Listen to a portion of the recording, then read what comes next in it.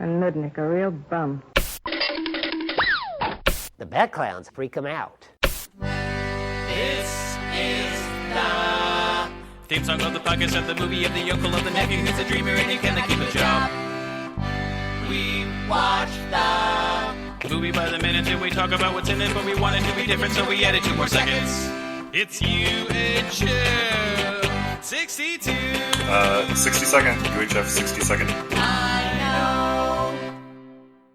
Welcome back to UHF 60 Second. This is the podcast where we talk about the Weird Al Yankovic 1989 movie UHF 62 seconds at a time. My name is David Johnson, and I am joined by Jonathan Carlisle and Tony Consiglio. Welcome, the Tony. trifecta. Thank you very much for having me on again. I am shocked that you allowed me to come back. So are we. I think we were putting the bid in for Tiny Consiglio, but we'll take you. Oh, that's fine. Tiny Consiglio would have been tough to hear. The microphones don't fit properly. So what minute are we in, David? Well, hopefully I announced that we were doing... No, I didn't say anything. I'm going to tell you what minute we're doing right now. Okay. We're doing minute 10. Which starts with George accusing Bob of having a bad attitude and ends with George's head on Terry's counter. Jonathan, your thoughts? I think George is going for a wild emotional ride this minute. This apartment has a lot of fun things. There's actually something in this minute that I noticed that I've never noticed before. It's not very hard to notice, but I don't know if I want to spoil it right now. We're not there yet. Okay. I have similar situation too. Oh. There's something I saw in the background. Maybe we're both talking about the same thing. Maybe. Well, I too saw something. I don't know if it's the same thing that either of you are referencing, but I'd never seen it before. So I'm going to go ahead and say when Bob moves over to the couch, or the little love seat, it's not really a couch, and opens up the paper, past him on an end table, there is a very nicely folded American flag. Exactly. That's what I was going to say. Jonathan? I did notice that, but that was not what I was talking about. Yeah, and that's the thing. That flag is specific. It's very it's one of those 13 folded triangle things. Yeah, so it's very specific. What a bizarre thing. That is a bizarre thing to have on the table. They've got everything everywhere else.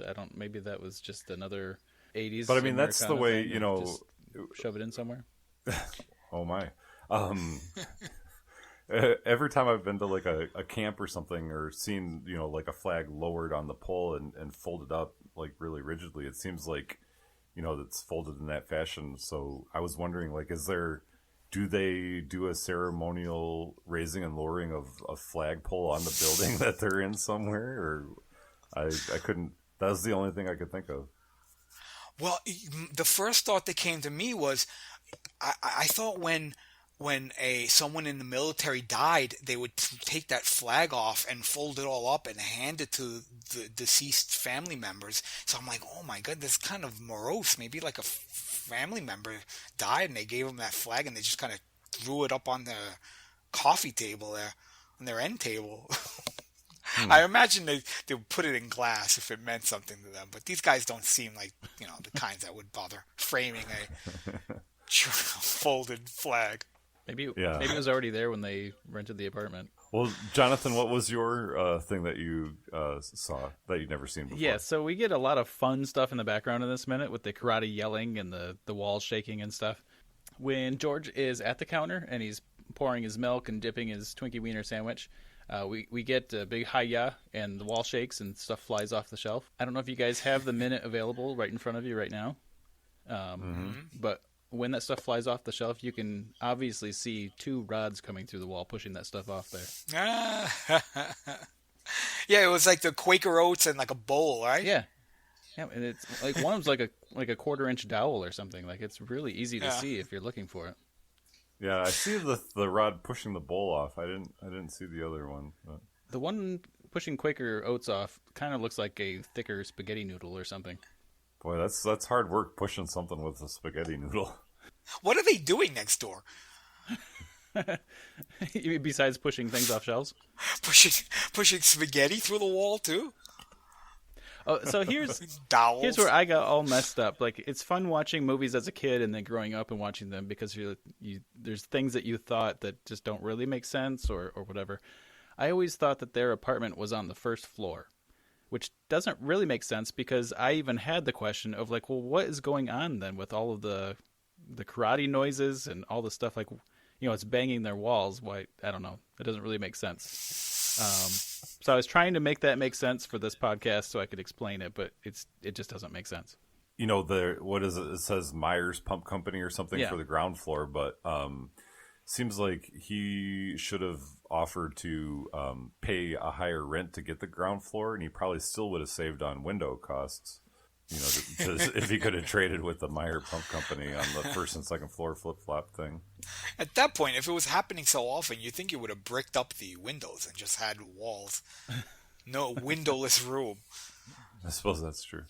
Although, but as we see just in this minute, they can punch right through the walls. Yeah, I guess they go through walls too. I don't know if that really would have helped. I guess that since you mentioned it, it is a little further along in the minute, but the punching through the wall, maybe that's what helped it, because that arm does not look like what I would expect someone who's doing karate would look. Because doesn't look like a second floor arm. It doesn't look like a second floor. It looks like a first floor arm. You got the pump company down on the first floor. That looks like a plumber's arm. I don't see any gi sleeve or anything like that. It looks like he's wearing like a Casio watch. Yeah, you don't wear a watch when you're karateing. No. Well, maybe if you're a beginner. Maybe. I don't know. I think that would be. I imagine you'd be lining up, and Cooney would go through before you do your class, and he'd be slapping people's wrists or doing whatever. You don't wear that. You're stupid. Oh, speaking of, we get our third stupid in this minute. Stupid number 3. Nah. It's in the background. Yeah, you can hear it in the background. But also, if the weather is really nice there, I assume it's California or something like that. Do we know what state they're in? They actually filmed it in Tulsa, Oklahoma, but they never say what state it's supposed to be or what town it's supposed to be. Well, the weather seemed nice. Why didn't they keep the windows open so that people would just fall out without breaking windows? I guess it would be less dramatic reason to call them stupid if the windows were open. Never mind the fact that they just fell to their possible death. That's a one-story drop. You're not going to die. You're just going to break a hip. Oh, there is something else I noticed in this minute that I've never noticed before. At the very beginning, he calls Bob Bobo. I just never made that connection that was already a nickname he had for him before becoming Bobo the Clown. Bobo the Clown? Yeah. That's true. I have to say, though, you're right. I didn't ever notice. Somehow I never noticed the Rod pushing the stuff off because I think I'm always fixated on right before that I guess it's right after that. He dunks his Twinkie Wiener sandwich in the milk. And the milk just dribbles everywhere, and it really bothers me. Yeah, that definitely adds to the grossness of it. Yeah. Did we want to talk about? This is not something that I took a lot of notes on. All the stuff on the walls. We've got Bugs Bunny and Daffy. I assume a lot of this stuff is things that Weird Al himself was, influenced by. We've got Alfred E. Newman from Mad Magazine, which I almost forgot I even had it. I do, sitting in front of me, I have the Mad Magazine that Weird Al was the guest editor on in June of 2015. I think that was their first time that they had a guest editor or something like that. And so I have that magazine. I didn't know, do you guys read Mad Magazine, or did you when you were kids? I enjoyed leafing through it when I was younger, but I never had a really strong connection to it. Yeah, Mad Magazine was what made me decide to be a cartoonist. Oh, wow. I have from like 1976. I've since sold them, but from 1996 to 2000, I had every copy. Wow! Holy cow! Yeah, I had tons. And when I moved, my wife's like, "Get rid of them. If you don't look at them anymore, get rid of them." So I showed her by sticking my fingers in her mouth. But yeah, I sold them all, and the bulk of them I sold to some guy when I lived in New York City in Manhattan, and at the time I didn't really think of it because it was probably a good 20 years ago now. It's 2001 actually. And so I brought him into the city because the guy, I put an ad out for it, sadly, and someone called me and said, "Oh, I want them. I'll buy them from you." I forgot how much he bought them for. It was a ridiculously low amount of money. It was like $300 or something like that for all of them. And I was like, sure. But he goes, "I need you to bring them to my apartment." And I was just like, oh. So I literally, I filled garbage bags with Mad magazines and drugged them onto the subway. I am not kidding. I look like a homeless person. I mean, and it was not, from the subway to this guy's apartment was like a good 3 city blocks. And I walked with these bags over my shoulders. Really was not worth it. See, and I realize now, like, I'm just going to some stranger's apartment and some, like, on the 16th floor of some. I could have easily been murdered, but he did pay me. And then afterward, I regretted it. I was like, I don't know why I spent all that energy for $300. I'm just imagining you walking on the street with those, and like, one of the bags catches on something, and just a bunch of Mad magazines spill out, and oh my God, if that would have been awful. Just the look on your face when somebody walks by and they're like, that's not what they expected to see. Well, it wasn't all of them, because he was specific about what he wanted, and he numbered them all. Yeah, so I brought him the ones he wanted, and I fit them into 2 garbage bags, and they were good, like 20 to 30 pounds each.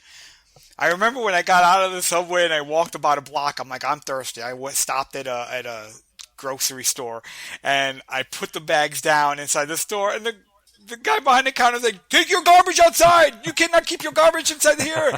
And I go, "This is not garbage. These are magazines." I opened the bag. I go, "You see? No, put the garbage outside." And I was like, I could have bought a bottle of water already by now. And the guy said, no. So I was like, at this point, I don't care. I took the bags. I stuck them right on the outside of the door of the grocery store. I'm like, if someone walks off with them, what can I do? So I went and bought a bottle of water, and luckily no one stole my magazines. I was kind of hoping one of them would be gone, but... Okay, so when I was a kid, I felt like I didn't grow up in a city or anything, and I felt like I was a little secluded from like other fandoms and stuff like that. And so I feel like I didn't know how to consume some of this media. So I liked Mad Magazine, but I felt like I was very much a completist. I felt like I had to read it from front to back every time, and that I had to, if I liked Mad Magazine, I had to like all of it. But now as an adult, I have to admit that there's like I've never liked all of a Mad Magazine. Do you find that's true for you, or? I do. There is a parallel between Weird Al and Mad Magazine for me, where there are things that I love about it, and there are things I'm like, oh, this is so awful. This is so awful. But there was more good than bad. But yeah, there was stuff that I skipped over as time passed. I was like, there were certain cartoonists or artists, and I'm like, I don't like this stuff. I'll just move on to the next story or whatever. Mm-hmm. What was your favorite? Well, of the reoccurring stuff, I love the silly.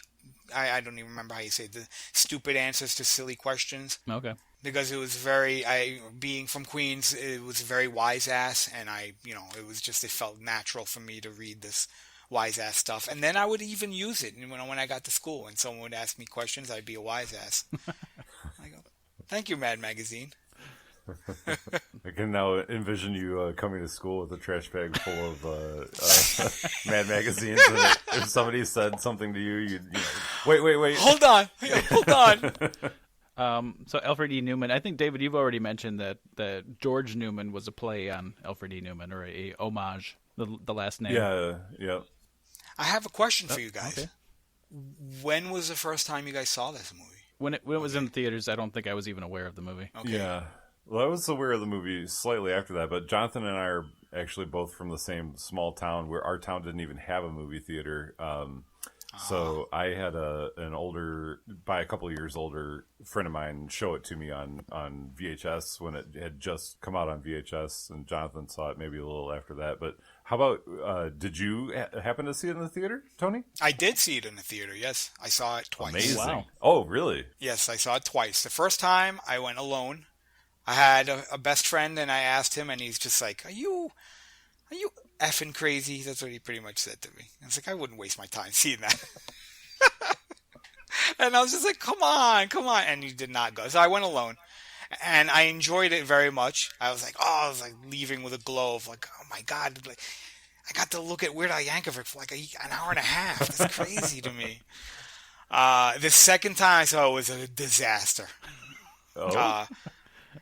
I waited for Indiana Jones and the Last Crusade had come out a little while after, I think. It came out before this. Oh, it came out before. Okay. Well, then my parents had asked me, "Oh, we want to go to the movies. You want to see Indiana Jones?" And I'm like, "Sure." And I took them a theater in Queens that was like a 5-plex or a 6-plex, something like that. And so we watched Indiana Jones. I went with my parents to see Indiana Jones and the Last Crusade, and they loved it because they had seen the other two in the theaters too. Mm-hmm. And then I said, "Why don't we go sneak into this movie?" And they're just like, "Oh, can we do that?" And I'm like, "Yeah, let's go." And they're like, "Okay." And when the movie was over, my parents were like, "Why did you make us sit through that? I could have gone home and done anything else." My mother thought, well, to give you a perspective, my parents do not speak any English. English is not their first language because they came from Italy, and they still don't speak. They didn't speak English then either, back then, but they still don't speak English now. But so I don't even. I think about it from that perspective. I can't imagine what they thought was going on. And I asked my mother once, years later, and I go, "You remember that movie with Weird Al Yankovic in it?" And she rolled her eyes. She goes, "Oh, I can't believe you made us watch that in the theater." And I said, "Yeah." I go, "You didn't like it?" And she's like, "No, we didn't like it." And he goes, "When we got home, your father asked me why our son took us to see a movie with mentally handicapped people in it." Wow. And I go, "What do you mean mentally handicapped?" He goes, and my mom said, "Your father thought that this movie was made with people that have mental issues, like, you know, Stanley, Weird Al." Yeah, and they thought they were people who had legitimate mental issues. Because, like I said, my father had no idea what they were saying most of the time. So I'm curious. So the first time you went and saw it, were you anticipating? Did you know about it before it even came out? You know, being a close personal friend of Al and all that. Yes, because of the newsletters I got that mentioned it. You know, it must have been maybe a couple of months before the movie came out, and I. Whenever he was going to be on a talk show, I would skim through the TV guide to find out when he would be on. So yeah, I mean, I knew it was coming. I was certainly anticipating it and looking forward to it. So, and the album. I think I bought I say album, but I bought it on cassette tapes at the time. But I bought that. I think it was probably a couple of weeks before the movie even came out. So. Oh, nice. Yeah, I remember being like, "Oh, I wonder what this is referencing." You know, it was, in a way, it was kind of, I would say, sad that I didn't have anyone else to share it with. Really, even his first show that I went to go to, I went by myself. Oh, that's sad. It was sad, but it was such an awesome. Oh, I have to tell you this. Okay, so this was in a theater in Manhattan called the Ritz. And I'd never seen, you know, live show before that. I mean, I'd seen stuff, you know, street performer and whatever, you know, block parties of music, but I wasn't, you know, I never paid a ticket to go see a live show yet. So, and it was fantastic. Went in, there weren't a lot of people there. I was literally right next to the speakers, right up against the stage, and it was fantastic. The whole show was amazing. And at one point, Weird Al came down, he was singing One More Minute, and he walked down the stairs and walked through the crowd. When he came down, he passed me, and I stood there and I hugged him. I grabbed him, I hugged him while he was singing, and big guy grabbed me by my neck, and then he literally grabbed me by my neck and pulled me. He's like, and he literally just grabbed me by my neck and threw me like a good few feet away, and I did not care. I was just like, "Oh my God, I hugged Weird Al Yankovic." That is amazing. And I told, and I was telling people that as I got up, like, "Oh, Weird Al, I got to hug Weird Al," and it's just like, "Dude, you're ruining the song, man. He's in the middle of performing." But I'm a close personal friend. Yeah, exactly. I'm allowed to do that. But yeah, so I did get to hug Weird Al at that moment. And then years and years and years later, I went to Flight of the Conchords concert, and nice. Weird Al was in the audience. Really? I only Wow. knew because people kept going up to him and taking pictures with him, and I certainly didn't feel comfortable doing that. So I was there with my wife, and I was like, I don't want to bother him. So, but when the show was over, he was walking out, and it's just one of these weird things. In the lobby was Weird Al Yankovic shaking hands with Eric Idle, and I was like, oh my God, there's Eric Idle too. And so I go up to Weird Al and I go, oh, I love you. I love you. I am a big fan. Eric Idle looked completely mortified and disgusted that I was doing this. And maybe I assume it was because I didn't acknowledge him. I mean, I was like, oh, Eric Idle. That's pretty much all I said. But I was just gushing about Weird Al Yankovic. And I said the dumbest thing. I go, I saw you at the Ritz in New York City. And he goes, I remember that show. And then I said, I don't know why I said this. I said, the Ritz is now a gay porno theater. And they did. At one time, I remember walking by and saying, I'm like, oh, I saw Weird Al, and now it's like a gay porno theater. I don't know why I mentioned that. And then afterward, he just kind of nodded. He goes, really? That's crazy. And then, I was like, okay. And then as I finished the sentence, I was like, okay, I really should not have said that. And I kind of walked away. And I'm like, oh. And my wife was standing a little to the side. She goes, how did it go? And I said, I mentioned gay porno theater to Weird Al Yankovic. And she's like, what? You were there for 2 seconds. What did you say to him? I was like, I don't know. I don't know why I said that. I really hope that he had some bit of trivia at some point in his life where he had to know the life of the Ritz. Yeah, I can film. Fine, really, I was wondering what happened to the Ritz. Yeah, it was one of those things I regret. I wish I can go back. In my head, the way this went is that you were gushing to Weird Al about how great he was, and then for a split second, you kind of turned to Eric Idle and said that you hated Monty Python and turned back to Weird Al. I love Weird Al. Yeah, I know. You had that show at the circus, right? Okay. The circus. Well, it was really funny because the whole time, Eric Idle had his hands in his front pockets, and he had this grimace on his face, this biggest scowl on his face. And when I looked over, I assumed that was his normal expression, but then I realized, I was like, I probably am interrupting something here. Maybe he wanted to tell Weird Al about the Ritz. You just spoiled it. Quite possibly. Like, thanks a lot. I was about to tell him that. I was doing this trivia puzzle the other day, and you never know what happened about the Ritz. Well, whatever you interrupted, I would say it's worth it because that's an amazing story. My wife says, do you still regret talking to him, mentioning Ritz Theater? And I'm like, I guess not. It is a funny story. This is a little off topic, but how was Flight of the Conchords? That's super cool that you saw those guys. I like Jermaine's in it a lot. Yes, it was amazing. I loved it. Yeah, it was such a great show. They're so entertaining.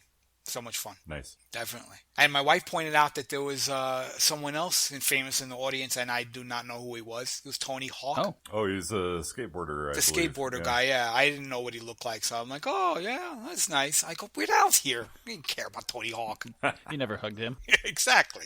I never saw Tony Hawk in what used to be a gay what is now a gay porno theater. How full were the theaters full when you went and saw UHF, or what was the crowd like? No, it was not full. When I went alone, I think there were 3 of us in the theater. Yeah, and it was the week, actually it might have been the day it came out. But when I went to see it with my parents, it was a pretty good crowd. There was a lot of people there. And the movie was, I guess it was probably like a week or 2 after it come out. There was a lot more people the second time. Interesting. That's super cool. Yeah, it was weird. The movie didn't do so great, I assume, but I guess it did still make money. I was reading that for 1989, that movie was one of the better money makers. Well, I guess it is in the way that their budget was so low that they at least made back their budget. They didn't lose money on it for sure. Yeah, the movie, I remember reading that the movie had made $5 million that year, which wasn't great, but it cost like 72 cents to make it. So a forever stamp. Forever stamp. That's probably what the $5 that George owes Bob is for the budget of the film. I wonder what people back then got. Well, now too, but I mean, like all the actors that were in there. I wonder if they were just paid scale or like. I would think so. Like Cooney. Did they get royalties for things like this? Well, if they don't, they would be stupid. Stupid! I don't want to push us along, but we do have one other actor making their debut in this minute. That's Victoria Jackson as Terry. I don't want to skip over her intro, which is a pretty lackadaisical intro. That was also a moment that I thought was weird when Bob mentioned Terry and he seemed completely like oblivious to his girlfriend and that he lost his job. My first reaction would have been like, yeah, I gotta talk to my girlfriend about this.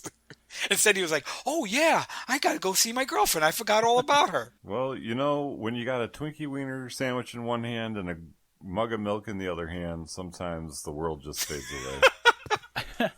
So Victoria Jackson, the only thing I actually know her from was Saturday Night Live. Well, and this movie, obviously, but I mean, other than that. So I don't really have a lot of notes on her. I've always enjoyed her as a character and as an actor. I don't know if you guys had anything to say. I actually have more notes about her apartment, which is kind of sad, but we'll see Terry more often in this movie. The only other thing I know is that Weird Al Yankovic dated Victoria Jackson. I don't think I knew that. In the 90s. They did. He dated Victoria Jackson for a short time between her first and second husband. For like... Was that before or 6 after months. this movie? Or during? I think it was after this movie, because I think the relationship was in the 90s, like 90 or 91, something like that. Oh, wow. I did not know That's that. crazy. I don't have any notes about her. The only notes I have a little bit about the apartment, but I also have that Ellen DeGeneres and Jennifer Tilly were both auditioned for the role. That would have been Really? that would have been a different thing if either of them would have had the role. Oh my God, yes. I can't imagine two different people than Jennifer Tilly and Ellen DeGeneres. And Victoria Jackson. Those And were Victoria like, Jackson. yeah. It's true. There's like 3 separate, completely different directions. Well, I guess that I was going to ask that. Like, is there anybody else that you could see playing this part, or is there a better part for Terry? I kind of like her because she's a good match for George in this. That she's kind of a different balance. You know, she's the quieter, understated, where he's big and loud. But at the same time, this movie doesn't really get into any kind of like relationship stuff other than just the fact that they just are boyfriend girlfriend. Yeah, she filled the shoes of what she had to do. I think. I mean, it wasn't. Yeah, like I said, there wasn't a lot in the relationship, you know. But it was a light comedy, so I assume didn't have to go too deep into their relationship. But yeah, I think she was okay for what she did. I mean, I don't know. I never imagined anyone else being able to, or not being able to, but playing that part. If we were remaking, and I hope this never happens, I don't think this would ever happen, but if we were recasting this movie for now, who would you have as Terry Campbell? I would put Emma Stone in there.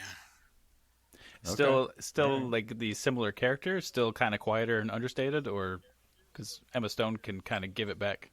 Yeah, I think she needs to be. Like she might. Maya Rudolph? Would you put Maya Rudolph in there, maybe? I think Maya Rudolph would be pretty good too. She's pretty good at being kind of understated when she wants to be. Yeah, I think they would both work. But I don't know. It was weird. I don't know. From watching the movie, I remember the one thing I was like, how could any female put up with him? It's just, you know. I'm really bad at this game unless I have some time to think about it. And even then, sometimes I don't think. All right. Well, I'm going to pencil in a note. We're going to circle back to this in minute 20. Should that give you enough time? Maybe.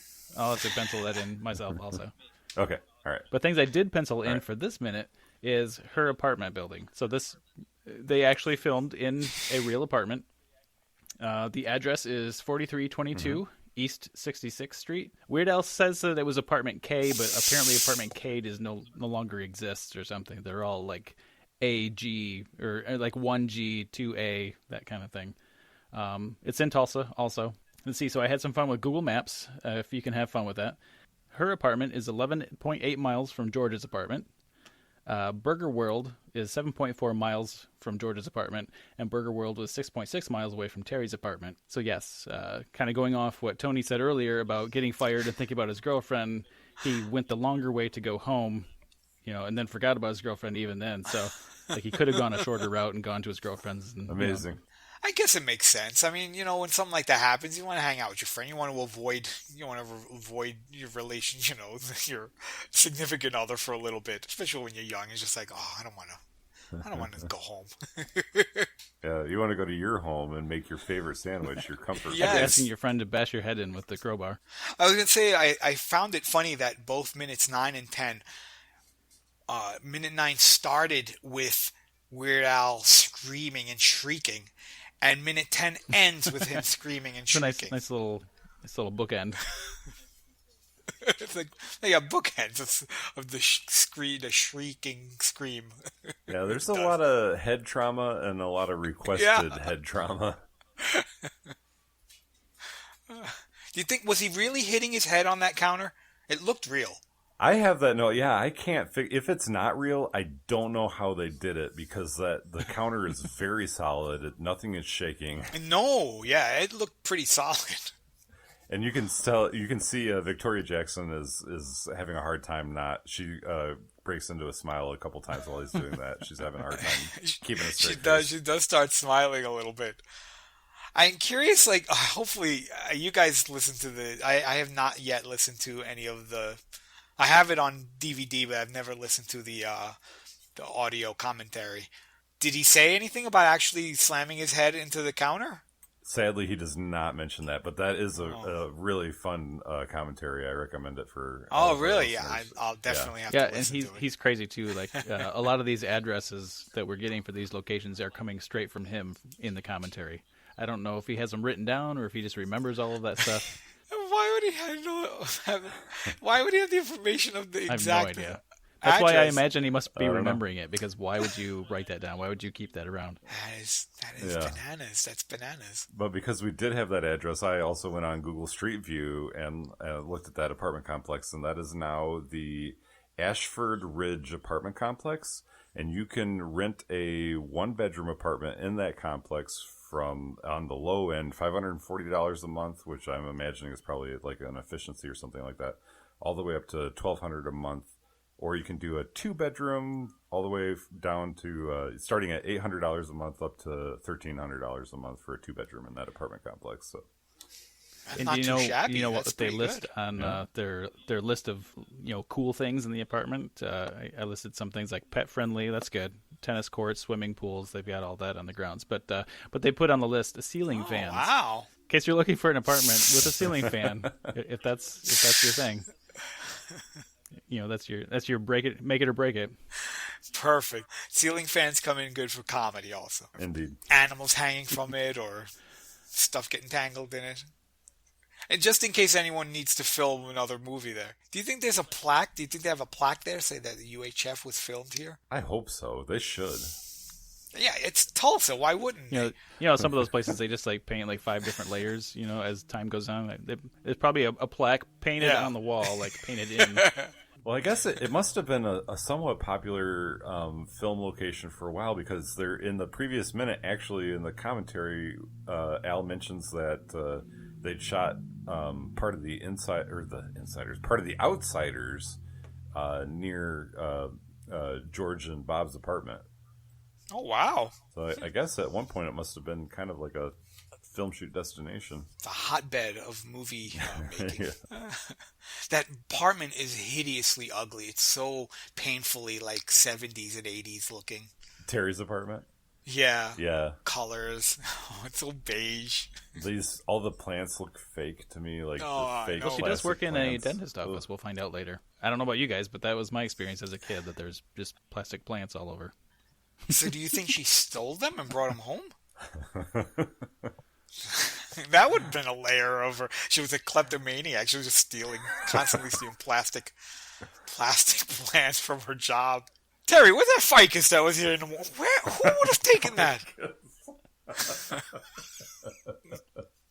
She's like, I don't know. It's strange. Maybe we should talk to the cleaning lady at night. I mean, when she gets home, she's like, I got away with another one. Well, I don't know. I don't have much else on this particular minute. Nope, I'm hitting my head on the counter. I'm all done.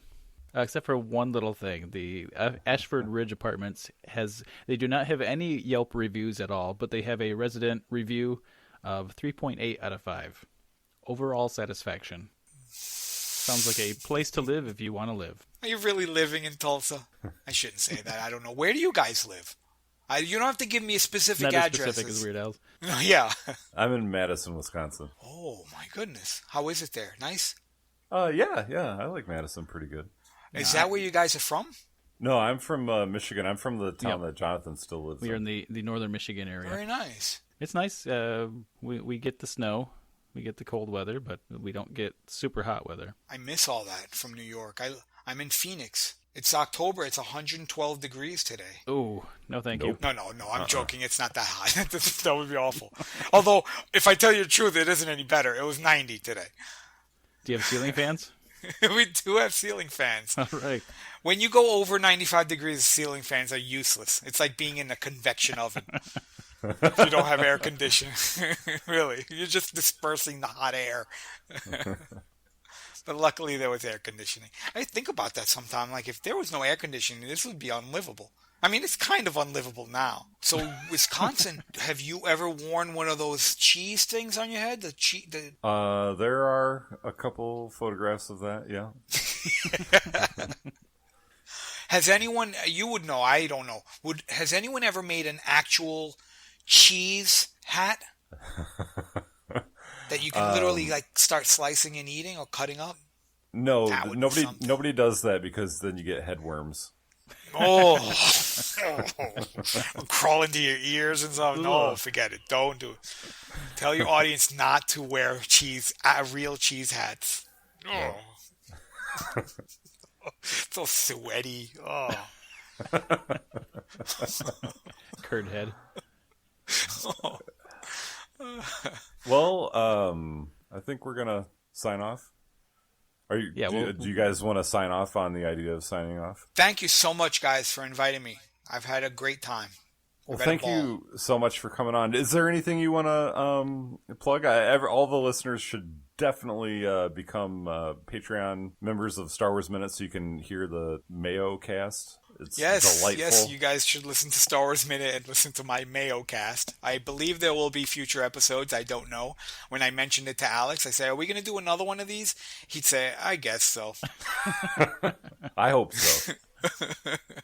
I hope so too. Actually, he's mentioned. He's like, "Oh, it's getting a little traction." I go, "Yeah, we'll keep doing them. Why not?" But yeah, otherwise, I guess you can buy my stuff. If you type your name into Amazon, my comics will show up. Tony Consiglio. Nice. All You right. can do that. You don't have to. I'm not forcing anyone to do it. They can decide on their own to do it or not. But the stuff is funny, and I've been told, but it's very lewd. There's a lot of cursing in them, and there's some nudity. So if you're squeamish or Mormon, I don't know. Mormons curse, don't they? I don't know. While you're there, you can pick up some more stuff. I do work for Amazon too, sadly enough. Do they sell ceiling fans? Oh, they have everything. All right. Although I don't work for Amazon, directly. I've been cooking at Whole Foods for the last 5 years, so they just acquired. They happen to acquire Whole Foods. So. Oh, that's right. Yeah, so you do work for Amazon. Yeah. It's strange when I hear it because I remember telling myself I would never work for Amazon, and now I'm like, oh crap, I work for Amazon. But it's not too bad. I mean, the drones, you don't even pay attention to them. They're right. Most people don't look up. You don't notice the drones flying around the store anymore. Very good. Well, listeners, do go on to Amazon and check out Tony's comics. Do go listen to Star Wars Minute. Do go on iTunes and give us a 1-star review with a large amount of detail. Including your address. Including your address. We need that for purposes.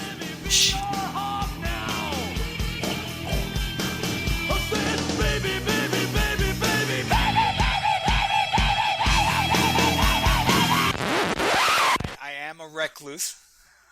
Do not leave the house, except for when a drone picks me up and takes me to work. Just imagine it picking you up like a Mommy dog. By takes the pictures. scruff of the I just go limp. I'm sitting there reading the newspaper, and this thing just picks me up, and I drop the paper and go limp, and it just takes me. Oh man.